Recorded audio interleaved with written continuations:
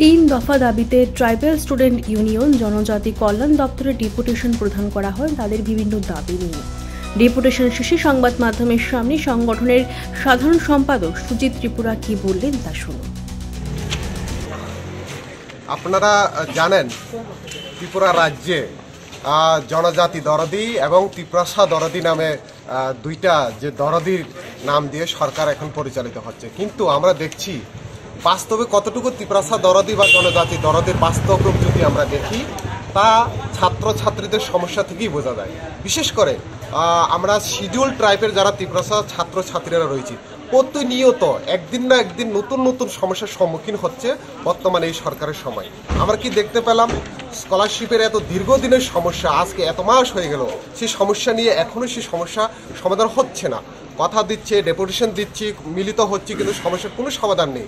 আজকে আমরা দেখতে পেলাম প্রচুর এরকম বিএড পড়ুয়া ছাত্রছাত্রীরা রয়েছে যারা বিগত বছরে স্কলারশিপ পাওয়ার ক্ষেত্রে ডিলের হওয়ার কারণে তারা স্কলারশিপ ফর্ম ফিল আপ করতে পারেনি।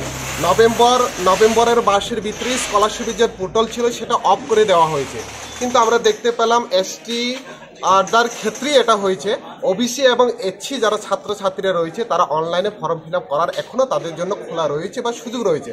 তাহলে আমরা বলতে চাই বর্তমানে ভারতবর্ষে একটাই যদি সরকার চলে থাকে, একটাই মাত্র রাজ্যেও একটাই যদি সরকার চলে থাকে, তাহলে একটা সরকারের আমলে দুইটা নিয়ম কেন? এসটিদের ক্ষেত্রে আলাদা কেন, ওবিসি এসসিদের ক্ষেত্রে আলাদা কেন হবে? আপনারা জানেন, বিশেষ করে আমরা যারা শিডিউল ট্রাইবের এসটি ছাত্রছাত্রীরা রয়েছে স্কলারশিপের উপরে ভিত্তি করেই তারা বিএডে পড়াশোনা করেন। তো এরকম প্রচুর ছাত্রছাত্রীরা রয়েছে যারা আজকে স্কলারশিপ ফর্ম ফিল আপ করতে পারেনি। তো দুর্ভাগ্যবশত তারা অনেক দিন এখানে এসেছে ব্যক্তিগতভাবে, কিন্তু তাদের সঙ্গে কথা বলার মতন তারা যোগ্যতা বা উপযোগী বলে তারা মনে করছে না। আমরা বাধ্য হয়ে টিএসইউর পক্ষ থেকে আজকে আমরা এখানে তিনটা বিষয় নিয়ে তাদের সঙ্গে মিলিত হয়েছে। আমাদের দাবি থাকবে যাতে করে ডেট আপনি এক্সটেন্ড না করুন, কিন্তু যারা এখন অবধি স্কলারশিপ ফর্ম ফিল আপ করতে পারেননি তাদের জন্য একটা বিকল্প ব্যবস্থা করুন, কারণ যদি তারা স্কলারশিপ না পায় বিএড পড়ার ক্ষেত্রে তাদের অনেক অসুবিধা হবে। এরকম প্রচুর ছাত্রছাত্রীদের ভবিষ্যৎ অনিশ্চিত হয়ে পড়বে।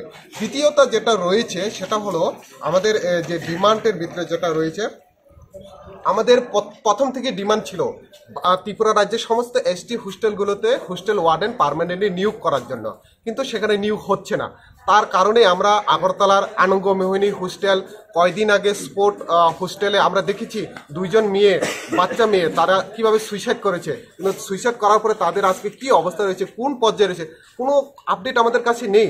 তার জন্য আমরা বারবার বলেছি যে হোস্টেলগুলোতে আপনি ওয়ার্ডেন নিয়োগ করুন বা হোস্টেল সুপার নিয়োগ করুন, নাইট গার্ড নিয়োগ করুন, কিন্তু দপ্তর এটা নিয়েও পুরোপুরিভাবে ঘুমন্ত অবস্থায় রয়েছে। তো আমাদের তৃতীয় যেটা শেষ দাবি যেটা রয়েছে সেটা হলো, আমরা জানি দ্রব্যমূল্যের বৃদ্ধির এই সময়ে হোস্টেলে একটা ফি ধার্য করা হয় ছাত্রছাত্রীদের জন্য, যেটা বর্তমানে 80 টাকার মতন।